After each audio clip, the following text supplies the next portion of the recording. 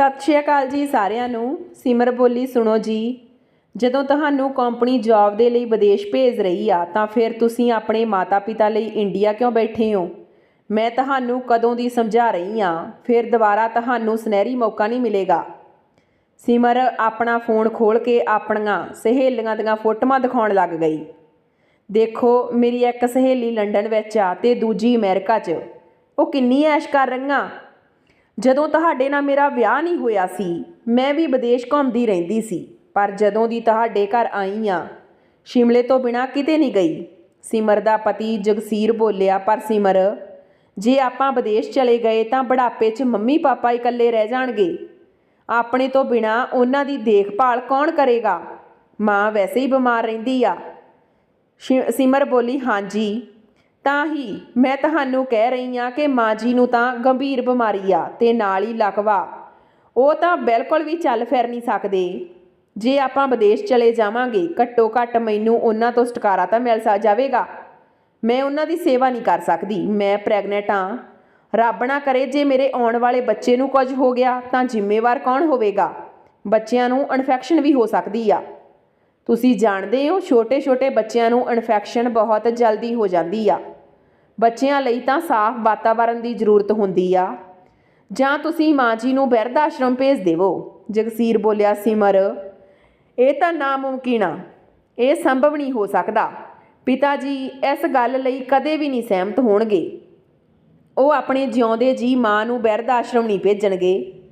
ਸਿਮਰ ਬੋਲੀ, ਇਸੇ ਲਈ ਤਾਂ ਕਹਿ ਰਹੀ ਹਾਂ ਤੁਸੀਂ ਕੰਪਨੀ ਦੇ ਆਫਰ ਨੂੰ ਐਕਸੈਪਟ ਕਰ ਲਓ ਅਤੇ ਚਲੋ ਵਿਦੇਸ਼ ਚੱਲਦੇ ਹਾਂ। ਜਗਸੀਰ ਬੋਲਿਆ, ਸਿਮਰ, ਰਾਤ ਬਹੁਤ ਹੋ ਗਈ ਆ, ਹੁਣ ਸੌਂ ਜਾ, ਫਿਰ ਗੱਲ ਕਰਾਂਗੇ।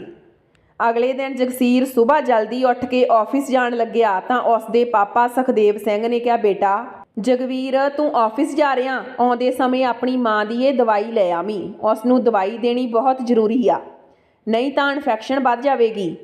ਜਗਵੀਰ ਬੋਲਿਆ, ਠੀਕ ਆ, ਮੈਂ ਲੈ ਆਵਾਂਗਾ। ਉਸਨੇ ਸੁਖਦੇਵ ਸਿੰਘ ਤੋਂ ਦਵਾਈ ਵਾਲੀ ਸਲਿੱਪ ਫੜ ਲਈ ਅਤੇ ਆਫਿਸ ਚਲਾ ਗਿਆ। ਫਿਰ ਸੁਖਦੇਵ ਸਿੰਘ ਨੇ ਸਿਮਰ ਨੂੰ ਆਵਾਜ਼ ਦਿੱਤੀ, ਬੇਟਾ ਸਿਮਰ, ਆਪਣੀ ਮਾਂ ਨੂੰ ਗਰਮ ਪਾਣੀ ਦੇ ਦਿਓ ਅਤੇ ਅੱਜ ਖਾਣਾ ਹਲਕਾ ਫੁਲਕਾ ਬਣਾਇਓ। ਡਾਕਟਰ ਨੇ ਤੇਰੀ ਮਾਂ ਨੂੰ ਹਲਕਾ ਖਾਣ ਦੀ ਸਲਾਹ ਦਿੱਤੀ ਆ ਅਤੇ ਆ ਕੇ ਉਸ ਨੂੰ ਖਵਾ ਵੀ ਦੇਈਂ। ਇਹ ਗੱਲ ਸੁਣ ਕੇ ਸਿਮਰ ਦਾ ਪਾਰਾ ਚੜ੍ਹ ਗਿਆ ਅਤੇ ਗੁੱਸੇ 'ਚ ਬੋਲੀ, ਹਾਂਜੀ ਪਾਪਾ, ਲੈ ਕੇ ਆਉਣੀ ਆ, ਥੋੜ੍ਹਾ ਸਬਰ ਰੱਖਿਆ ਕਰੋ। ਇਕੱਲੀ ਜਾਣ ਆ, ਕੀ ਕਰਾਂ? ਤੁਸੀਂ ਤਾਂ ਸੁਬਾਹ ਉੱਠ ਕੇ ਪੂਰਾ ਘਰ ਸਿਰ 'ਤੇ ਚੁੱਕ ਲੈਂਦੇ ਹੋ।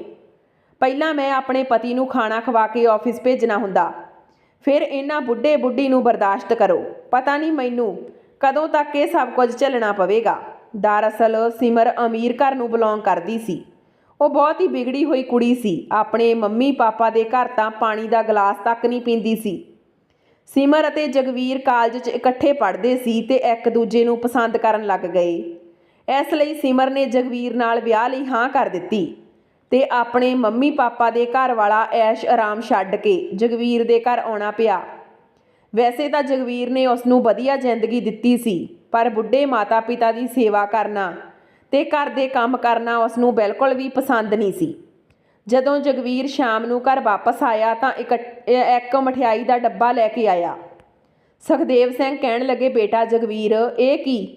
ਮੈਂ ਤਾਂ ਤੈਨੂੰ ਦਵਾਈ ਲੈਣ ਲਈ ਕਿਹਾ ਸੀ ਕਿ ਤੂੰ ਮਠਿਆਈ ਲੈ ਕੇ ਆਇਆ। ਜਗਵੀਰ ਬੋਲਿਆ, ਨਹੀਂ ਪਾਪਾ, ਮੈਂ ਦਵਾਈ ਵੀ ਲੈ ਕੇ ਆਇਆ। ਸੁਖਦੇਵ ਸਿੰਘ ਬੋਲਿਆ, ਫਿਰ ਮਠਿਆਈ ਕਿਸ ਖੁਸ਼ੀ ਵਿੱਚ? ਜਗਵੀਰ ਬੋਲਿਆ, ਤੁਸੀਂ ਪਹਿਲਾਂ ਮਠਿਆਈ ਤਾਂ ਖਾਓ, ਤੁਹਾਨੂੰ ਖੁਸ਼ਖਬਰੀ ਵੀ ਦੱਸ ਦਿੰਨਾ। ਸੁਖਦੇਵ ਸਿੰਘ ਨੇ ਕਿਹਾ, ਤੂੰ ਇੰਨਾ ਖੁਸ਼ ਲੱਗ ਰਿਹਾ, ਪਹਿਲਾਂ ਖੁਸ਼ਖਬਰੀ ਦੱਸ ਦੇ, ਮਠਿਆਈ ਬਾਅਦ 'ਚ ਖਾ ਲੈਂਦੇ ਆ। ਜਗਵੀਰ ਕਹਿਣ ਲੱਗਿਆ, ਪਾਪਾ, ਤੁਹਾਡਾ ਅਤੇ ਮਾਂ ਦਾ ਹਮੇਸ਼ਾ ਇਹੀ ਸੁਪਨਾ ਰਿਹਾ ਹੈ ਕਿ ਮੈਂ ਤਾਂ ਬਹੁਤ ਵੱਡਾ ਆਦਮੀ ਬਣਾ। ਹੁਣ ਮੈਨੂੰ ਕੰਪਨੀ ਨੇ ਵਿਦੇਸ਼ ਜਾਣ ਦਾ ਆਫਰ ਦਿੱਤਾ ਅਤੇ ਮੈਂ ਇਹ ਮੌਕਾ ਆਪਣੇ ਹੱਥੋਂ ਗਵਾਉਣਾ ਨਹੀਂ ਚਾਹੁੰਦਾ। ਮੈਨੂੰ ਸੈਲਰੀ ਵੀ ਬਹੁਤ ਜ਼ਿਆਦਾ ਮਿਲੇਗੀ, ਇਸ ਲਈ ਮੈਂ ਇਹ ਆਫਰ ਐਕਸੈਪਟ ਕਰ ਲਿਆ। ਜਗਵੀਰ ਦੀ ਗੱਲ ਸੁਣ ਕੇ ਸੁਖਦੇਵ ਸਿੰਘ ਅਤੇ ਉਸ ਦੀ ਪਤਨੀ ਗਰਮੇਲ ਕੌਰ ਉਦਾਸ ਹੋ ਗਏ। ਜਗਵੀਰ ਮਾਂ ਨੂੰ ਬੋਲਿਆ, ਕੀ ਹੋਇਆ ਮਾਂ, ਤੁਸੀਂ ਉਦਾਸ ਹੋ ਗਏ? ਤੁਹਾਨੂੰ ਇਹ ਖਬਰ ਸੁਣ ਕੇ ਖੁਸ਼ੀ ਨਹੀਂ ਹੋਈ? ਮਾਂ ਤਾਂ ਕੁਝ ਨਹੀਂ ਬੋਲੀ, ਪਰ ਉਸ ਦੇ ਪਾਪਾ ਚੁੱਪ ਨਹੀਂ ਰਹੇ ਅਤੇ ਕਹਿਣ ਲੱਗੇ, ਬੇਟਾ ਜਗਵੀਰ, ਤੈਨੂੰ ਦਿਖਾਈ ਨਹੀਂ ਦਿੰਦਾ ਤੇਰੀ ਮਾਂ ਕਿੰਨੀ ਬਿਮਾਰ ਆ ਅਤੇ ਤੂੰ ਵਿਦੇਸ਼ ਜਾਣ ਦੀ ਗੱਲ ਕਰ ਰਿਹਾ? ਜਗਵੀਰ ਬੋਲਿਆ, ਕਿਉਂ ਪਾਪਾ, ਮੈਂ ਆਪਣਾ ਫਿਊਚਰ ਨਹੀਂ ਬਣਾਉਣਾ? ਤੁਸੀਂ ਨਹੀਂ ਚਾਹੁੰਦੇ ਕਿ ਮੈਂ ਤਰੱਕੀ ਕਰਾਂ। ਤੁਸੀਂ ਜਾਣਦੇ ਹੋ ਨਾ ਕਿ ਮੇਰੇ ਦੋਸਤ ਕਿੱਥੋਂ ਦੇ ਕਿੱਥੇ ਪਹੁੰਚ ਗਏ ਤੇ ਮੈਂ ਉੱਥੇ ਦਾ ਉੱਥੇ ਹੀ ਖੜਾਂ। ਤੁਸੀਂ ਆਪਣੀ ਚਿੰਤਾ ਨਾ ਕਰੋ, ਮਾਂ ਦੀ ਦੇਖਭਾਲ ਲਈ ਨੌਕਰਾਣੀ ਰੱਖ ਦੇਵਾਂਗਾ ਤੇ ਤੁਹਾਡੇ ਅਕਾਊਂਟ 'ਚ ਪੈਸੇ ਭੇਜਦਾ ਰਵਾਂਗਾ। ਤੁਹਾਨੂੰ ਕਿਸੇ ਵੀ ਤਰ੍ਹਾਂ ਦੀ ਕੋਈ ਪਰੇਸ਼ਾਨੀ ਨਹੀਂ ਹੋਵੇਗੀ। ਇਹ ਕਹਿ ਕੇ ਜਗਵੀਰ ਆਪਣੇ ਕਮਰੇ 'ਚ ਚਲਾ ਗਿਆ। ਸਿਮਰ ਤਾਂ ਇਹ ਖਬਰ ਸੁਣ ਕੇ ਖੁਸ਼ੀ 'ਚ ਪਾਗਲ ਹੀ ਹੋ ਗਈ। ਉਸ ਨੂੰ ਇਸ ਤਰ੍ਹਾਂ ਲੱਗ ਰਿਹਾ ਸੀ ਜਿਵੇਂ ਉਸ ਦਾ ਡ੍ਰੀਮ ਪੂਰਾ ਹੋ ਗਿਆ। ਬਾਹਰ ਖੂਬ ਘੁੰਮੇਗੀ, ਐਸ਼ ਕਰੇਗੀ, ਕੋਈ ਟੋਕਣ ਵਾਲਾ ਨਹੀਂ ਹੋਵੇਗਾ ਤੇ ਇਹਨਾਂ ਬਜ਼ੁਰਗਾਂ ਤੋਂ ਵੀ ਛੁਟਕਾਰਾ ਮਿਲ ਜਾਵੇਗਾ। ਜਗਵੀਰ ਨੇ ਵਿਦੇਸ਼ ਜਾਣ ਲਈ ਸਾਰੇ ਪੇਪਰ ਤਿਆਰ ਕਰਵਾ ਲਏ। ਪਾਸਪੋਰਟ ਤੇ ਵੀਜ਼ਾ ਲਗਵਾ ਕੇ ਸਭ ਕੁਝ ਬਣਾ ਕੇ 1 ਮਹੀਨੇ ਦੇ ਅੰਦਰ ਅੰਦਰ ਫਲਾਈਟ ਲੈ ਕੇ ਵਿਦੇਸ਼ ਚਲਿਆ ਗਿਆ। ਗਰਮੇਲ ਕੌਰ ਆਪਣੇ ਬੇਟੇ ਨੂੰ ਰੋਕਣਾ ਚਾਹੁੰਦੀ ਸੀ ਕਿ ਬੇਟੇ ਰੁਕ ਜਾ, ਸਾਨੂੰ ਇਸ ਹਾਲਤ ਵਿੱਚ ਛੱਡ ਕੇ ਨਾ ਜਾ, ਪਰ ਉਹ ਕੁਝ ਨਾ ਕਰ ਸਕੀ। ਉਸ ਸਮੇਂ ਤਾਂ ਉਸਨੇ ਆਪਣੇ ਹੰਝੂਆਂ ਨੂੰ ਰੋਕ ਕੇ ਰੱਖਿਆ, ਪਰ ਜਦੋਂ ਬੇਟਾ ਵਿਦੇਸ਼ ਚਲਾ ਗਿਆ ਤਾਂ ਉਸ ਦਾ ਕਲੇਜਾ ਚੀਰ ਚੀਰ ਕੇ ਬਾਹਰ ਆਉਣ ਲੱਗ ਕਰ ਲਿਆ ਸੀ। ਗਰਮੇਲ ਕੌਰ ਸੁਖਦੇਵ ਸਿੰਘ ਨੂੰ ਕਹਿਣ ਲੱਗੀ, ਦੇਖੋ ਜੀ, ਇਹ ਸਭ ਕੁਝ ਆਪਣੇ ਕੀਤੇ ਦੀ ਸਜ਼ਾ, ਆਪਣੇ ਪਾਪਾਂ ਦਾ ਦੰਡ ਆਪਾਂ ਨੂੰ ਮਿਲ ਰਿਹਾ। ਜੋ ਆਪਾਂ ਕੀਤਾ ਸੀ ਉਹੀ ਸਭ ਕੁਝ ਹੁਣ ਹੋ ਰਿਹਾ। ਕੁਦਰਤ ਭੇਦਭਾਵ ਨਹੀਂ ਕਰਦੀ। ਅੱਜ ਆਪਣਾ ਬੇਟਾ ਵੀ ਆਪਣੇ ਨਾਲ ਉਹੀ ਸਭ ਕੁਝ ਕਰੇਗਾ ਜੋ ਕਈ ਸਾਲ ਪਹਿਲਾਂ ਆਪਣੇ ਸੱਸ ਸਹੁਰੇ ਨਾਲ ਕੀਤਾ ਸੀ। ਸੁਖਦੇਵ ਸਿੰਘ ਗਰਮੇਲ ਕੌਰ ਦੀ ਗੱਲ ਸੁਣ ਕੇ ਬੋਲਿਆ, ਤੂੰ ਅੱਜ ਵੀ ਗਲਤ ਸੋਚ ਰਹੀ ਆਂ। ਆਪਾਂ ਜੋ ਕੀਤਾ ਸੀ ਉਹ ਮਜਬੂਰੀ 'ਚ ਕੀਤਾ ਸੀ, ਪਰ ਆਪਣਾ ਬੇਟਾ ਜਾਣ ਬੁੱਝ ਕੇ ਆਪਣੀ ਪਤਨੀ ਦੇ ਕਹਿਣ ਤੇ ਆਪਾਂ ਨੂੰ ਛੱਡ ਕੇ ਵਿਦੇਸ਼ ਗਿਆ। ਸੁਖਦੇਵ ਸਿੰਘ ਆਪਣੀਆਂ ਅਤੀਤ ਦੀਆਂ ਯਾਦਾਂ 'ਚ ਗਵਾਚ ਗਿਆ। ਸੁਖਦੇਵ ਸਿੰਘ ਦੀ ਮਾਂ ਨੇ ਸੁਖਦੇਵ ਸਿੰਘ ਦੀ ਭੈਣ ਮਨਜੀਤ ਨੂੰ ਕਿਹਾ, ਤੂੰ ਹੁਣ ਆ ਰਹੀ ਆਂ, ਤੇਰੇ ਭਰਾ ਦਾ ਵਿਆਹ, ਤੂੰ ਅੱਜ ਘਰ ਆਈ ਆਂ, ਤੈਨੂੰ ਪਤਾ ਨਹੀਂ ਵਿਆਹ ਦੀਆਂ ਕਿੰਨੀਆਂ ਤਿਆਰੀਆਂ ਕਰਨੀਆਂ ਹੁੰਦੀਆਂ। ਹੁਣ ਤੂੰ ਤਿਆਰੀਆਂ ਕਦੋਂ ਕਰੇਂਗੀ? ਜਾਂ ਜਲਦੀ ਨਾਲ ਆਪਣੇ ਭਰਾ ਸੁਖਦੇਵ ਨੂੰ ਅਲਮਾਰੀ 'ਚੋਂ ਕੱਪੜੇ ਕੱਢ ਕੇ ਦੇ ਤੇ ਕੋਈ ਵੀ ਮਹਿਮਾਨ ਬਿਨਾਂ ਖਾਣਾ ਖਾਧੇ ਘਰ 'ਚੋਂ ਜਾਣਾ ਨਹੀਂ ਚਾਹੀਦਾ। ਇਹ ਜ਼ਿੰਮੇਵਾਰੀ ਤੇਰੇ ਉੱਪਰ ਹੀ ਆ। ਮਨਜੀਤ ਨੇ ਹਾਂ ਵਿੱਚ ਸਿਰ ਹਿਲਾਇਆ ਤੇ ਆਪਣੇ ਭਰਾ ਸੁਖਦੇਵ ਦੇ ਕਮਰੇ 'ਚ ਚਲੀ ਗਈ। ਕਮਰੇ ਦਾ ਦਰਵਾਜ਼ਾ ਖੁੱਲ੍ਹਾ ਸੀ ਪਰ ਸੁਖਦੇਵ ਸਿੰਘ ਕਮਰੇ ਵਿੱਚ ਨਹੀਂ ਸੀ। ਫਿਰ ਉਹ ਆਪਣੇ ਭਰਾ ਨੂੰ ਸਾਰੇ ਘਰ ਵਿੱਚ ਲੱਭ ਲੈਂਦੀ ਆ। ਪਰੇਸ਼ਾਨ ਹੋ ਕੇ ਮਾਂ ਨੂੰ ਕਹਿਣ ਲੱਗੀ, ਮਾਂ, ਵੀਰਾ ਤਾਂ ਕਮਰੇ ਵਿੱਚ ਵੀ ਨਹੀਂ ਤੇ ਪੂਰੇ ਘਰ ਵਿੱਚ ਵੀ ਨਹੀਂ। ਮਾਂ ਬੋਲੀ, ਇਹ ਕੀ ਮਜ਼ਾਕ ਕਰ ਰਹੀ ਆ? ਸੁਖਦੇਵ ਕਿੱਥੇ ਜਾ ਸਕਦਾ? ਮੈਂ ਘਰ ਦੇ ਬਾਹਰ ਹੀ ਖੜੀ ਆ। ਜੇ ਬਾਹਰ ਜਾਂਦਾ ਤਾਂ ਮੈਨੂੰ ਦਿਸਦਾ ਨਾ। ਤੂੰ ਝੂਠ ਬੋਲ ਰਹੀ ਆ। ਮਨਜੀਤ ਨੇ ਕਿਹਾ, ਮਾਂ, ਜੇ ਮੇਰੀ ਗੱਲ 'ਤੇ ਯਕੀਨ ਨਹੀਂ ਤਾਂ ਤੁਸੀਂ ਖੁਦ ਆ ਕੇ ਦੇਖ ਲਓ। ਜਦੋਂ ਮਾਂ ਨੇ ਸੁਖਦੇਵ ਦੇ ਕਮਰੇ 'ਚ ਜਾ ਕੇ ਦੇਖਿਆ ਤਾਂ ਸੱਚਮੁੱਚ ਸੁਖਦੇਵ ਕਮਰੇ ਵਿੱਚ ਨਹੀਂ ਸੀ। ਉਹ ਚਿੱਠੀ ਲਿਖ ਕੇ ਮੇਜ਼ 'ਤੇ ਰੱਖ ਗਿਆ ਸੀ। ਸੁਖਦੇਵ ਦੀ ਮਾਂ ਨੇ ਜਦੋਂ ਚਿੱਠੀ ਚੁੱਕੀ ਤਾਂ ਉਸ 'ਚ ਲਿਖਿਆ ਸੀ ਕਿ ਮਾਂ, ਮੈਨੂੰ ਮਾफ़ ਕਰ ਦਿਓ। ਮੈਂ ਤੁਹਾਨੂੰ ਦੱਸਿਆ ਸੀ ਨਾ ਕਿ ਮੈਂ ਇੱਕ ਕੁੜੀ ਨੂੰ ਪਸੰਦ ਕਰ ਰੱਖਿਆ। ਮੈਂ ਉਸ ਨਾਲ ਕੀਤਾ ਹੋਇਆ ਵਾਅਦਾ ਪੂਰਾ ਕਰਨ ਜਾ ਰਿਹਾ। ਮੈਂ ਤੁਹਾਡੀ ਪਸੰਦ ਦੀ ਕੁੜੀ ਨਾਲ ਵਿਆਹ ਨਹੀਂ ਕਰਵਾ ਸਕਦਾ। ਸੁਖਦੇਵ ਦੀ ਮਾਂ ਚਿੱਠੀ ਪੜ੍ਹ ਕੇ ਗੁੱਸੇ 'ਚ ਲਾਲ ਪੀਲੀ ਹੋ ਗਈ ਤੇ ਘਰ ਵਿੱਚ ਸਾਰੇ ਮਹਿਮਾਨਾਂ ਦੇ ਸਾਹਮਣੇ ਉਸ ਦਾ ਸਿਰ ਝੁਕ ਗਿਆ। ਕਿੰਨੀ ਬਦਨਾਮੀ ਹੋਈ ਸੀ ਤੇ ਉਹ ਕੁੜੀ ਵਾਲਿਆਂ ਨੇ ਵੀ ਸੁਖਦੇਵ ਦੇ ਪਰਿਵਾਰ ਦੀ ਇੱਜ਼ਤ ਬਹੁਤ ਇਛਾਲੀ ਸੀ। ਫਿਰ ਸੁਖਦੇਵ ਸਿੰਘ ਜਦੋਂ ਗਰਮੇਲ ਕੌਰ ਨਾਲ ਵਿਆਹ ਕਰਵਾ ਕੇ ਘਰੇ ਪਹੁੰਚੇ ਤਾਂ ਉਹਨਾਂ ਦੀ ਮਾਂ ਨੇ ਆਪਣੀ ਨੂੰਹ ਦਾ ਸਵਾਗਤ ਨਹੀਂ ਕੀਤਾ ਸੀ, ਪਰ ਸੁਖਦੇਵ ਸਿੰਘ ਦੇ ਪਿਤਾ ਨੇ ਆਪਣੀ ਨੂੰਹ ਦਾ ਸਵਾਗਤ ਕੀਤਾ ਤੇ ਕਿਹਾ, ਬਹੂ, ਅੱਜ ਤੋਂ ਬਾਅਦ ਇਹ ਘਰ ਤੇਰਾ ਤੇ ਤੂੰ ਇਸ ਘਰ ਦੀ ਨੂੰਹ ਆ। ਆਪਣੀ ਜ਼ਿੰਮੇਵਾਰੀ ਤੇ ਆਪਣੇ ਫਰਜ਼ ਨੂੰ ਚੰਗੀ ਤਰ੍ਹਾਂ ਨਿਭਾਉਣਾ। ਫਿਰ ਗਰਮੇਲ ਕੌਰ ਨੇ ਆਪਣੇ ਸਹੁਰੇ ਦੇ ਪੈਰ ਛੂਹ ਕੇ ਆਸ਼ੀਰਵਾਦ ਲਿਆ, ਪਰ ਉਸ ਦੀ ਸੱਸ ਦਾ ਮੂੰਹ ਫੈਲਾ ਕੇ ਬੈਠੀ ਸੀ ਤੇ ਕਹਿ ਰਹੀ ਸੀ, ਤੇਰੀ ਮਾਂ ਨੇ ਸਸਤੇ ਜਿਹੇ ਕੱਪੜੇ ਪਾ ਕੇ ਤੈਨੂੰ ਵਿਦਾ ਕੀਤਾ, ਪਰ ਜੇ ਮੇਰੀ ਪਸੰਦ ਦੀ ਕੁੜੀ ਨਾਲ ਸੁਖਦੇਵ ਵਿਆਹ ਕਰਾਉਂਦਾ ਤਾਂ ਉਹਨਾਂ ਨੇ ਬਹੁਤ ਦਾਜ ਦੇਣਾ ਸੀ, ਸਾਡਾ ਘਰ ਭਰ ਜਾਣਾ ਸੀ, ਸ਼ਾਇਦ ਸਾਡੀ ਜਗ੍ਹਾ ਵੀ ਦਾਜ ਲਈ ਘੱਟ ਰਹਿ ਜਾਣੀ ਸੀ, ਪਰ ਤੇਰੀ ਮਾਂ ਨੇ ਤਾਂ ਤੈਨੂੰ ਖਾਲੀ ਹੱਥ ਤੋਰ ਦਿੱਤਾ। ਜਦੋਂ ਗਰਮੇਲ ਕੌਰ ਖਾਣਾ ਬਣਾਉਂਦੀ ਤਾਂ ਉਸ ਦੀ ਸੱਸ ਖਾਣੇ 'ਚ ਨੁਕਸ਼ ਕੱਢਦੀ ਰਹਿੰਦੀ। ਕਈ ਵਾਰ ਮਹਿਮਾਨਾਂ ਦੇ ਸਾਹਮਣੇ ਗਰਮੇਲ ਕੌਰ ਦਾ ਬਣਿਆ ਬਣਾਇਆ ਖਾਣਾ ਚੁੱਕ ਕੇ ਸੁੱਟ ਦਿੰਦੀ ਤੇ ਕਹਿੰਦੀ, 4 ਆਦਮੀਆਂ ਦਾ ਖਾਣਾ ਬਣਾਉਣਾ ਤੇਰੀ ਲਈ ਮੌਤ ਬਣ ਜਾਂਦਾ। ਗਰਮੇਲ ਕੌਰ ਦਾ ਸਹੁਰਾ ਜੇ ਉਸ ਦੀ ਸੱਸ ਨੂੰ ਸਮਝਾਉਣ ਦੀ ਕੋਸ਼ਿਸ਼ ਕਰਦਾ ਤਾਂ ਉਸ ਦੀ ਕੋਈ ਗੱਲ ਨਾ ਸੁਣਦੀ। ਹਰ ਸਮੇਂ ਗਰਮੇਲ ਕੌਰ ਨੂੰ ਤਾਨੇ ਦਿੰਦੀ ਰਹਿੰਦੀ। ਗਰਮੇਲ ਕੌਰ ਆਪਣੀ ਸੱਸ ਤੋਂ ਪਰੇਸ਼ਾਨ ਹੋ ਕੇ ਚੋਰੀ ਚੋਰੀ ਰੋਂਦੀ ਕਿ ਕਿਤੇ ਸੁਖਦੇਵ ਸਿੰਘ ਨੂੰ ਪਤਾ ਨਾ ਲੱਗ ਜਾਵੇ, ਨਹੀਂ ਤਾਂ ਉਹਨਾਂ ਨੂੰ ਬਹੁਤ ਦੁੱਖ ਹੋਵੇਗਾ। ਪਰ ਇਹ ਸਭ ਕੁਝ ਸੁਖਦੇਵ ਸਿੰਘ ਤੋਂ ਕਿੱਥੇ ਛੁਪਿਆ ਸੀ। ਫਿਰ ਸੁਖਦੇਵ ਸਿੰਘ ਨੇ ਘਰ ਛੱਡਣ ਦਾ ਫੈਸਲਾ ਲਿਆ। ਉਸ ਦੇ ਪਿਤਾ ਜੀ ਨੇ ਬਹੁਤ ਹੱਥ ਪੈਰ ਜੋੜੇ ਕਿ ਬੇਟਾ ਘਰ ਛੱਡ ਕੇ ਨਾ ਜਾ ਤੇਰੀ ਮਾਂ ਦਾ ਸੁਭਾਅ ਹੀ ਖਰਾਬ ਆ, ਪਰ ਤੂੰ ਇਸ ਤਰ੍ਹਾਂ ਦਾ ਫੈਸਲਾ ਨਾ ਲੈ। ਸੁਖਦੇਵ ਸਿੰਘ ਨੇ ਕਿਹਾ, ਨਹੀਂ ਪਿਤਾ ਜੀ, ਜਿਸ ਘਰ ਵਿੱਚ ਮੇਰੀ ਪਤਨੀ ਦੀ ਇੱਜ਼ਤ ਨਹੀਂ, ਮੈਂ ਉਸ ਘਰ ਵਿੱਚ ਨਹੀਂ ਰਹਿ ਸਕਦਾ। ਸੁਖਦੇਵ ਸਿੰਘ ਦੀ ਮਾਂ ਅਜੇ ਵੀ ਨਹੀਂ ਟਿਕੀ ਸੀ, ਗੁੱਸੇ 'ਚ ਬੋਲੀ ਜਾ ਰਹੀ ਸੀ, ਇਸ ਨੂੰ ਚਲਾ ਜਾਣ ਦਿਓ, ਅਜੇ ਤੱਕ ਤੁਹਾਡੇ ਹੀ ਟੁਕੜਿਆਂ 'ਤੇ ਪਲ ਰਿਹਾ, ਬਾਹਰ ਦੀ ਹਵਾ ਦੇਖੇਗਾ, ਇਸ ਦੀ ਅਕਲ ਟਿਕਾਣੇ ਆ ਜਾਵੇਗੀ। ਉਹਨਾਂ ਦੇ ਪਿਤਾ ਰੋਂਦੇ ਰਹਿ ਗਏ, ਪਰ ਸੁਖਦੇਵ ਸਿੰਘ ਆਪਣੀ ਪਤਨੀ ਗਰਮੇਲ ਕੌਰ ਨੂੰ ਲੈ ਕੇ ਪਿੰਡ ਵਾਲਾ ਘਰ ਛੱਡ ਕੇ ਸ਼ਹਿਰ 'ਚ ਰਹਿਣ ਲੱਗ ਗਏ ਅਤੇ ਉੱਥੇ ਆ ਕੇ ਡਰਾਈਵਰੀ ਦੀ ਨੌਕਰੀ ਕੀਤੀ। ਉਹਨਾਂ ਨੂੰ ਵਧੀਆ ਤਨਖਾਹ ਮਿਲ ਜਾਂਦੀ, ਜਿਸ ਨਾਲ ਆਪਣੀ ਪਤਨੀ ਦਾ ਵਧੀਆ ਖਿਆਲ ਰੱਖ ਸਕਦੇ ਸੀ ਅਤੇ ਘਰ ਦਾ ਗੁਜ਼ਾਰਾ ਵਧੀਆ ਹੋ ਜਾਂਦਾ। ਪਹਿਲਾਂ ਉਹ ਕਿਰਾਏ ਦੇ ਘਰ 'ਚ ਰਹਿੰਦੇ ਸੀ, ਪਰ ਹੌਲੀ ਹੌਲੀ ਆਪਣਾ ਘਰ ਖਰੀਦ ਲਿਆ। ਜਦੋਂ ਉਹਨਾਂ ਦੇ ਘਰ ਜਗਵੀਰ ਨੇ ਜਨਮ ਲਿਆ ਤਾਂ ਪਿੰਡੋਂ ਖਬਰ ਮਿਲੀ ਕਿ ਸੁਖਦੇਵ ਸਿੰਘ ਦੇ ਪਿਤਾ ਜੀ ਇਸ ਦੁਨੀਆ 'ਚ ਨਹੀਂ ਰਹੇ। ਸੁਖਦੇਵ ਸਿੰਘ ਆਪਣੇ ਪਿਤਾ ਦੇ ਅੰਤਿਮ ਦਰਸ਼ਨ ਕਰਨ ਲਈ ਪਿੰਡ ਗਏ ਤਾਂ ਉਹਨਾਂ ਦੀ ਮਾਂ ਨੇ ਦਰਵਾਜ਼ਾ ਬੰਦ ਕਰ ਦਿੱਤਾ। ਸੁਖਦੇਵ ਸਿੰਘ ਨੇ ਬਹੁਤ ਮਿੰਨਤਾਂ ਕੀਤੀਆਂ ਕਿ ਮਾਂ, ਮੈਨੂੰ ਪਿਤਾ ਜੀ ਦੇ ਅੰਤਿਮ ਦਰਸ਼ਨ ਕਰ ਲੈਣ ਦਿਓ, ਪਰ ਉਹਦੀ ਮਾਂ ਤਾਂ ਆਪਣੀ ਜਿੱਦ ਫੜ ਕੇ ਬੈਠੀ ਸੀ। ਸਮਾਂ ਇਸੇ ਤਰ੍ਹਾਂ ਲੰਘਦਾ ਗਿਆ। ਜਸਵੀਰ ਥੋੜ੍ਹਾ ਵੱਡਾ ਹੋਇਆ ਤਾਂ ਉਸ ਦੀ ਐਡਮਿਸ਼ਨ ਵਧੀਆ ਅੰਗਰੇਜ਼ੀ ਸਕੂਲ 'ਚ ਕਰਵਾ ਦਿੱਤੀ। ਜਗਵੀਰ ਪੜ੍ਹਾਈ 'ਚ ਬਹੁਤ ਹੁਸ਼ਿਆਰ ਸੀ ਅਤੇ ਬਹੁਤ ਲਗਨ ਨਾਲ ਪੜ੍ਹਾਈ ਕਰਦਾ ਸੀ ਅਤੇ ਵਧੀਆ ਨੰਬਰ ਲੈ ਕੇ ਪਾਸ ਹੁੰਦਾ ਸੀ। ਪੜ੍ਹ ਲਿਖ ਕੇ ਜਗਵੀਰ ਸਿੰਘ ਵਧੀਆ ਜੌਬ ਕਰਨ ਲੱਗ ਗਿਆ ਤਾਂ ਫਿਰ ਉਸਨੇ ਆਪਣੇ ਪਿਤਾ ਨੂੰ ਕਿਹਾ, ਪਾਪਾ ਜੀ, ਹੁਣ ਤੁਸੀਂ ਇਹ ਨੌਕਰੀ ਛੱਡ ਦਿਓ। ਸੁਖਦੇਵ ਸਿੰਘ ਨੂੰ ਵੀ ਅਹਿਸਾਸ ਹੋਇਆ ਕਿ ਜਦੋਂ ਹੁਣ ਬੇਟਾ ਵਧੀਆ ਕਮਾਈ ਕਰਨ ਲੱਗ ਗਿਆ, ਫਿਰ ਮੈਨੂੰ ਇਹ ਨੌਕਰੀ ਕਰਨ ਦੀ ਕੀ ਜ਼ਰੂਰਤ ਆ। ਫਿਰ ਗਰਮੇਲ ਕੌਰ ਉੱਚੀ ਉੱਚੀ ਖੰਘਣ ਲੱਗੀ ਤਾਂ ਸੁਖਦੇਵ ਸਿੰਘ ਅਤੀਤ ਦੀਆਂ ਯਾਦਾਂ 'ਚੋਂ ਬਾਹਰ ਆਇਆ ਅਤੇ ਗਰਮੇਲ ਕੌਰ ਨੂੰ ਪਾਣੀ ਪਿਆਉਂਦੇ ਹੋਏ ਕਹਿਣ ਲੱਗਿਆ, ਗਰਮੇਲ, ਹੁਣ ਆਪਾਂ ਨੂੰ ਆਪਣੇ ਨੂੰਹ ਪੁੱਤ ਤੋਂ ਬਿਨਾਂ ਰਹਿਣ ਦੀ ਆਦਤ ਪਾਉਣੀ ਪਵੇਗੀ। ਗਰਮੇਲ ਕੌਰ ਕਹਿਣ ਲੱਗੀ, ਦੇਖੋ ਤਾਂ ਸਹੀ, ਨੂੰਹ ਪੁੱਤ ਤੋਂ ਬਿਨਾਂ ਘਰ ਕਿੰਨਾ ਖਾਲੀ ਖਾਲੀ ਲੱਗ ਰਿਹਾ। ਸੋਚਿਆ ਸੀ ਘਰ 'ਚ ਪੋਤਾ ਆਵੇਗਾ, ਕਿੰਨੀ ਰੌਣਕ ਹੋਵੇਗੀ, ਪਰ ਸਾਰੇ ਸੁਪਨੇ ਚੂਰ ਚੂਰ ਹੋ ਗਏ। ਸੁਖਦੇਵ ਸਿੰਘ ਕਹਿਣ ਲੱਗਿਆ, ਗਰਮੇਲ, ਮੈਂ ਸੋਚ ਰਿਹਾ ਤੇਰੀ ਦੇਖਭਾਲ ਲਈ ਇੱਕ ਨੌਕਰਾਣੀ ਰੱਖ ਲਵਾਂ, ਫਿਰ ਤੇਰੇ ਸਾਰੇ ਕੰਮ ਸਮੇਂ ਸਿਰ ਹੋਇਆ ਕਰਨਗੇ। ਜਗਵੀਰ ਨੇ ਕਿਹਾ ਹੈ ਕਿ ਮੈਂ ਤੁਹਾਨੂੰ ਪੈਸੇ ਭੇਜਦਾ ਰਹਾਂਗਾ, ਹੁਣ ਆਪਾਂ ਨੂੰ ਦਵਾਈ ਅਤੇ ਬਾਕੀ ਖਰਚ ਦੇ ਲਈ ਕੋਈ ਚਿੰਤਾ ਨਹੀਂ। ਕੁਝ ਦਿਨਾਂ ਬਾਅਦ ਸੁਖਦੇਵ ਸਿੰਘ ਨੇ ਗਰਮੇਲ ਕੌਰ ਲਈ ਨੌਕਰਾਣੀ ਰੱਖ ਲਿਆ। ਉਸ ਨੌਕਰਾਣੀ ਦਾ ਨਾਂ ਕਵਿਤਾ ਸੀ। ਕਵਿਤਾ ਸਮੇਂ ਸਿਰ ਘਰ ਆਉਂਦੀ, ਖਾਣਾ ਬਣਾਉਂਦੀ, ਕੱਪੜੇ ਆਪਣੇ ਹੱਥਾਂ ਨਾਲ ਗਰਮੇਲ ਕੌਰ ਨੂੰ ਖਵਾਉਂਦੀ, ਉਸ ਨੂੰ ਨਵਾ ਕੇ ਸਾਫ਼ ਕੱਪੜੇ ਪਵਾਉਂਦੀ। ਕੁਝ ਹੀ ਦਿਨਾਂ 'ਚ ਕਵਿਤਾ ਨੇ ਸੇਵਾ ਕਰਕੇ ਗਰਮੇਲ ਕੌਰ ਦਾ ਦਿਲ ਜਿੱਤ ਲਿਆ। ਉਹ ਦਿਲ 'ਚ ਸੋਚਦੀ ਕਿ ਇੱਕ ਨੂੰਹ ਸੀ ਜੋ ਰੋਟੀ ਦੀ ਬੜਬੜ ਕਰਕੇ ਦਿੰਦੀ ਸੀ। ਇਸ ਤਰ੍ਹਾਂ ਲੱਗਦਾ ਸੀ ਜਿਵੇਂ ਸਾਨੂੰ ਹੀ ਖਾ ਜਾਵੇਗੀ। ਕਈ ਦਿਨਾਂ ਬਾਅਦ ਪਿੰਡੋਂ ਫੋਨ ਆਇਆ ਕਿ ਤੁਹਾਡੀ ਮਾਂ ਇਸ ਦੁਨੀਆ ਤੋਂ ਚਲੀ ਗਈ। ਮਾਂ ਤਾਂ ਮਾਂ ਹੀ ਹੁੰਦੀ ਆ। ਇਹ ਖਬਰ ਸੁਣ ਕੇ ਸੁਖਦੇਵ ਸਿੰਘ ਤੇ ਗਰਮੇਲ ਕੌਰ ਨੂੰ ਬਹੁਤ ਹੀ ਦੁੱਖ ਹੋਇਆ। ਫਿਰ ਗਰਮੇਲ ਕੌਰ ਨੇ ਕਿਹਾ, ਤੁਹਾਨੂੰ ਮਾਂ ਦੇ ਅੰਤਿਮ ਦਰਸ਼ਨ ਕਰਨ ਜਾਣਾ ਚਾਹੀਦਾ। ਸੁਖਦੇਵ ਸਿੰਘ ਕਹਿਣ ਲੱਗਿਆ, ਪਰ ਗਰਮੇਲ, ਤੈਨੂੰ ਇਸ ਹਾਲਤ ਵਿੱਚ ਛੱਡ ਕੇ ਮੈਂ ਇਕੱਲਾ ਕਿਵੇਂ ਜਾਵਾਂ। ਗਰਮੇਲ ਕੌਰ ਨੇ ਕਿਹਾ, 10-12 ਦਿਨ ਦੀ ਤਾਂ ਗੱਲ ਆ, ਮੇਰੇ ਕੋਲ ਕਵਿਤਾ ਹੈਗੀ ਆ। ਫਿਰ ਕਵਿਤਾ ਵੀ ਕਹਿਣ ਲੱਗੀ, ਹਾਂ ਸਾਹਿਬ ਜੀ, ਮੈਂ ਮਾਤਾ ਜੀ ਦਾ ਖਿਆਲ ਬਹੁਤ ਚੰਗੀ ਤਰ੍ਹਾਂ ਰੱਖਾਂਗੀ, ਤੁਸੀਂ ਪਿੰਡ ਚਲੇ ਜਾਓ। ਸੁਖਦੇਵ ਸਿੰਘ ਬੋਲਿਆ, ਹਾਂ ਬੇਟਾ ਕਵਿਤਾ, ਗਰਮੇਲ ਨੂੰ ਛੱਡ ਕੇ ਜਾਣ ਦਾ ਦਿਲ ਤਾਂ ਨਹੀਂ ਕਰ ਰਿਹਾ, ਪਰ ਜਾਣਾ ਪਵੇਗਾ, ਨਹੀਂ ਤਾਂ ਪਿੰਡ ਵਾਲੇ ਕੀ ਸੋਚਣਗੇ।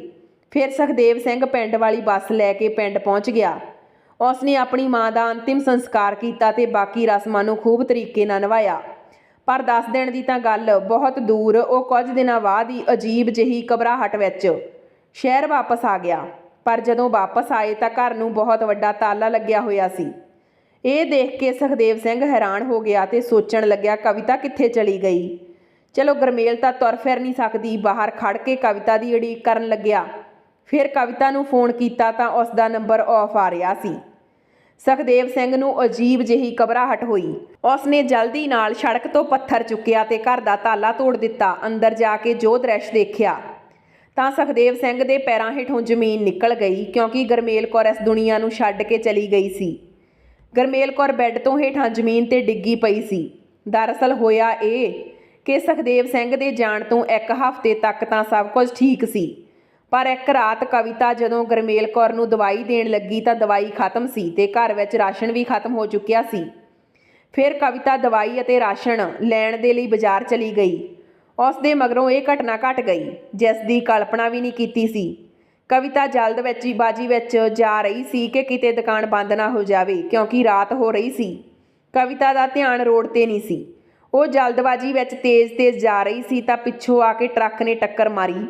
ਉਸ ਦਾ ਭਿਆਨਕ ਐਕਸੀਡੈਂਟ ਹੋਇਆ ਤੇ ਉਸ ਨੇ ਮੌਕੇ 'ਤੇ ਹੀ ਦਮ ਤੋੜ ਦਿੱਤਾ। ਇਸ ਲਈ ਸੁਖਦੇਵ ਸਿੰਘ ਜਦੋਂ ਵਾਰ-ਵਾਰ ਕਵਿਤਾ ਨੂੰ ਫੋਨ ਕਰ ਰਿਹਾ ਸੀ ਤਾਂ ਉਸ ਦਾ ਫੋਨ ਆਫ ਆ ਰਿਹਾ ਸੀ। ਸੁਖਦੇਵ ਸਿੰਘ ਆਪਣੀ ਮਾਤਾ ਦੀ ਅੰਤਿਮ ਅਰਦਾਸ ਕੀਤੇ ਬਿਨਾਂ ਹੀ ਕਿਸੇ ਅਣਹੋਣੀ ਹੋਣ ਦਾ ਇਸ਼ਾਰਾ ਮਿਲਿਆ ਤਾਂ ਸ਼ਹਿਰ ਵਾਪਸ ਆ ਗਏ, ਪਰ ਉਦੋਂ ਤੱਕ ਇਹ ਘਟਨਾ ਬੀਤ ਚੁੱਕੀ ਸੀ। ਇੱਧਰ ਗੁਰਮੇਲ ਕੌਰ ਕਵਿਤਾ ਉਡੀਕ ਕਰਦੀ ਪਾਗਲ ਹੋ ਗਈ। ਉਸ ਨੇ ਬਹੁਤ ਹੱਥ ਪੈਰ ਮਾਰੇ ਕਿਉਂਕਿ ਉਹ ਚੱਲ ਫਿਰ ਤਾਂ ਨਹੀਂ ਸਕਦੀ ਸੀ, ਪਰ ਬੈੱਡ ਤੋਂ ਹੇਠਾਂ ਡਿੱਗ ਗਈ। ਉਸ ਨੇ ਬਹੁਤ ਆਵਾਜ਼ਾਂ ਮਾਰੀਆਂ ਕਿ ਬਾਹਰ ਕੋਈ ਆਵਾਜ਼ ਸੁਣ ਲਵੇ। 3-4 ਦਿਨ ਭੁੱਖੀ ਪਿਆਸੀ ਤੜਫਦੀ ਰਹੀ। ਉਸ ਦਾ ਸਾਹ ਵੀ ਫੁੱਲ ਰਿਹਾ ਸੀ ਤੇ BP ਵੀ ਵੱਧ ਰਿਹਾ ਸੀ। ਭੁੱਖ ਪਿਆਸ ਤੇ ਦਰਦ ਦੀ ਵਜ੍ਹਾ ਕਰਕੇ ਉਸ ਦੀ ਮੌਤ ਹੋ ਗਈ। ਘਰ ਦੇ ਬਾਹਰ ਕਵਿਤਾ ਤਾਲਾ ਲਗਾ ਕੇ ਗਈ ਸੀ ਤੇ ਆਸ-ਪਾਸ ਵਾਲੇ ਲੋਕ ਸੋਚ ਰਹੇ ਸੀ ਕਿ ਇਸ ਘਰ ਵਾਲੇ ਕਿਤੇ ਬਾਹਰ ਗਏ ਹੋਏ ਆ। ਸੁਖਦੇਵ ਸਿੰਘ ਨੇ ਆਪਣੇ ਬੇਟੇ ਜਗਵੀਰ ਨੂੰ ਫੋਨ ਲਗਾਇਆ ਕਿ ਮਾਂ ਦੀ ਮੌਤ ਦੀ ਖਬਰ ਦੇ ਦੇਵਾਂ, ਪਰ ਫੋਨ ਉਹਨਾਂ ਦੀ ਨੂੰਹ ਸਿਮਰ ਨੇ ਚੁੱਕਿਆ ਤੇ ਕਿਹਾ, ਸਾਡਾ ਤੁਹਾਡੇ ਨਾਲ ਕੋਈ ਵਾਸਤਾ ਨਹੀਂ। ਅਸੀਂ ਤੁਹਾਨੂੰ ਪੈਸੇ ਤਾਂ ਭੇਜ ਰਹੇ ਹਾਂ, ਤੁਸੀਂ ਖੁਦ ਹੀ ਮਾਂ ਜੀ ਦਾ ਅੰਤਿਮ ਸੰਸਕਾਰ ਕਰ ਦਿਓ, ਅਸੀਂ ਵਾਪਸ ਨਹੀਂ ਆ ਸਕਦੇ। ਉਸ ਵਕਤ ਸਿਮਰ ਨਸ਼ੇ 'ਚ ਧੁੱਤ ਕਿਸੇ ਪਾਰਟੀ 'ਚ ਸੀ, ਪਰ ਪੂਰੀ ਗੱਲ ਸੁਣੇ ਬਿਨਾਂ ਹੀ ਉਸਨੇ ਸੁਖਦੇਵ ਸਿੰਘ ਦਾ ਫੋਨ ਕੱਟ ਦਿੱਤਾ। ਫਿਰ ਸੁਖਦੇਵ ਸਿੰਘ ਨੇ ਖੁਦ ਹੀ ਗੁਰਮੇਲ ਕੌਰ ਦਾ ਅੰਤਿਮ ਸੰਸਕਾਰ ਕੀਤਾ ਤੇ ਉਸ ਦੀ ਚਿਤਾ ਦੇ ਸਾਹਮਣੇ ਖੜ ਕੇ ਬਹੁਤ ਰੋਈ। ਉਹਨਾਂ ਨੂੰ ਪਛਤਾਵਾ ਹੋ ਰਿਹਾ ਸੀ ਕਿ ਮੈਂ ਪਿੰਡ ਕਿਉਂ ਚਲਾ ਗਿਆ। ਹੌਲੀ-ਹੌਲੀ ਸੁਖਦੇਵ ਸਿੰਘ ਸਦਮੇ 'ਚੋਂ ਬਾਹਰ ਨਿਕਲੇ। ਪੂਰੇ 1 ਸਾਲ ਬਾਅਦ ਉਹ ਬਿਲਕੁਲ ਨਾਰਮਲ ਹੋ ਗਏ ਤੇ ਆਪਣੇ ਕੰਮ ਲਈ ਉਹਨਾਂ ਨੇ ਇੱਕ ਨੌਕਰ ਰਾਮੂ ਨੂੰ ਰੱਖ ਲਿਆ। ਇੱਕ ਦਿਨ ਸੁਖਦੇਵ ਸਿੰਘ ਆਪਣੇ ਘਰ ਦੇ ਪਾਰਕ ਵਿੱਚ ਟਹਿਲ ਰਹੇ ਸੀ। ਉਸਨੇ ਆਪਣੇ ਨੌਕਰ ਰਾਮੂ ਨੂੰ ਕਿਹਾ, ਰਾਮੂ, ਮੈਂ ਇਹ ਘਰ ਵੇਚਣਾ ਚਾਹੁੰਦਾ। ਰਾਮੂ ਨੇ ਕਿਹਾ, ਸਾਹਿਬ, ਫਿਰ ਤੁਸੀਂ ਕਿੱਥੇ ਰਹੋਗੇ? ਸੁਖਦੇਵ ਸਿੰਘ ਕਹਿਣ ਲੱਗਿਆ, ਕਿਤੇ ਵੀ ਰਹਿ ਲਵਾਂਗਾ। ਮੈਂ ਸੋਚ ਰਿਹਾ ਕਿ ਇਹ ਘਰ ਵੇਚ ਦੇਵਾਂ ਤੇ ਪਿੰਡ ਵਾਲਾ ਘਰ ਅਤੇ ਜ਼ਮੀਨ, ਕੁਝ ਗੁਰਮੇਲ ਕੌਰ ਦੇ ਗਹਿਣੇ, ਸਭ ਕੁਝ ਵੇਚ ਕੇ ਕਾਫੀ ਸਾਰੇ ਪੈਸੇ ਇਕੱਠੇ ਹੋ ਜਾਣਗੇ ਤੇ ਫਿਰ ਕੋਈ ਛੋਟਾ ਮੋਟਾ ਲੋਨ ਕਰਵਾ ਲਵਾਂਗਾ। ਰਾਮੂ ਕਹਿਣ ਲੱਗਿਆ, ਸਾਹਿਬ ਜੀ, ਤੁਸੀਂ ਇਹ ਸਭ ਕਿਉਂ ਕਰੋਗੇ? ਸੁਖਦੇਵ ਸਿੰਘ ਕਹਿਣ ਲੱਗਾ, ਮੈਂ ਸੋਚ ਰਿਹਾ ਸ਼ਹਿਰ ਤੋਂ ਦੂਰ ਇੱਕ ਹਸਪੀਟਲ ਖੋਲ੍ਹ ਦੇਵਾਂ। ਜਿਵੇਂ ਮੇਰੀ ਪਤਨੀ ਬਿਨਾਂ ਦੇਖਭਾਲ ਤੋਂ ਇਸ ਦੁਨੀਆ ਤੋਂ ਚਲੀ ਗਈ ਤੇ ਦੁਬਾਰਾ ਕਿਸੇ ਗਰੀਬ ਨਾਲ ਇਸ ਤਰ੍ਹਾਂ ਨਾ ਹੋਵੇ। ਉਸ ਹਸਪੀਟਲ ਵਿੱਚ ਵਧੀਆ ਦੇਖਭਾਲ ਤੇ ਵਧੀਆ ਦਵਾਈਆਂ ਮਿਲਣ। ਬਸ ਹੁਣ ਮੇਰੀ ਜ਼ਿੰਦਗੀ ਦਾ ਇਹੀ ਉਦੇਸ਼ ਆ। ਤਕਰੀਬਨ 2 ਸਾਲ ਬਾਅਦ ਵਧੀਆ ਹਸਪੀਟਲ ਬਣ ਕੇ ਤਿਆਰ ਹੋ ਗਿਆ। ਉਹਨਾਂ ਦੇ ਇਸ ਨੇਕ ਅਤੇ ਵਧੀਆ ਕੰਮ ਨੂੰ ਦੇਖ ਕੇ ਕੁਝ ਸਮਾਜਿਕ ਸੰਸਥਾਵਾਂ ਨੇ ਵੀ ਉਹਨਾਂ ਦੀ ਮਦਦ ਕੀਤੀ। ਹੌਲੀ-ਹੌਲੀ ਵਧੀਆ ਡਾਕਟਰ ਉਸ ਹਸਪੀਟਲ 'ਚ ਬੈਠਣ ਲੱਗ ਗਏ। ਗਰੀਬ ਅਤੇ ਬੇਸਹਾਰਾ ਲੋਕ ਸੁਖਦੇਵ ਸਿੰਘ ਨੂੰ ਬਹੁਤ ਦੁਆਵਾਂ ਦਿੰਦੇ। ਹਸਪੀਟਲ ਨੂੰ ਵਧੀਆ ਕਮਾਈ ਵੀ ਹੋ ਜਾਂਦੀ ਸੀ। ਸੁਖਦੇਵ ਸਿੰਘ ਹਸਪੀਟਲ ਵਿੱਚ ਹੀ ਇੱਕ ਛੋਟੇ ਜਿਹੇ ਕਮਰੇ 'ਚ ਰਹਿੰਦੇ ਸੀ ਤੇ ਉਸ ਦੇ ਪ੍ਰਬੰਧ ਦਾ ਸਾਰਾ ਕੰਮ ਕਰ ਖੁਦ ਹੀ ਦੇਖਦੇ।